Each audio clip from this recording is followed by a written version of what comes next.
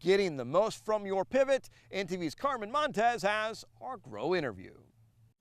When we talk about pivot operation, the most important part is the sprinkler package and having it functioning correctly. And there's two pieces of information that everybody should have on their center pivot. One is the operator's manual, and that's the same, whether it's the same, different model might be different, but they're usually the same. But the sprinkler package information, or the sprinkler charts, it's usually called, are all different for about every center pivot.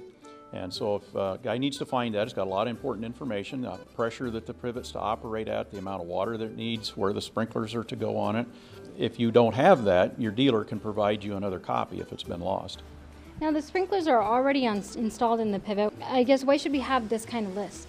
Sure, it's important after it's been installed, and the fact that a sprinkler on a center pivot, there are smaller orifices towards the center pivot point, and they're larger as they go on out, because the farther out the sprinkler, the bigger circle that it goes over, so it needs to put out more water. And so all of these are installed in the field. And so a sprinkler has 80 to maybe a few hundred sprinklers on it, and sometimes they get installed incorrectly in the wrong order. So it's a good idea just to walk along the center pivot and take a look on the chart and make sure they're in the right order. It's real easy because they're all color coded. There might be like 4 that are red, and the next 5 might be green and yellow, and so just check them and make sure they're correct.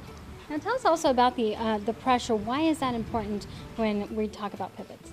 The operating pressure is really the most important thing to monitor on a center pivot, because it is the indicator. If the pressure is wrong, we know the system is not operating correctly.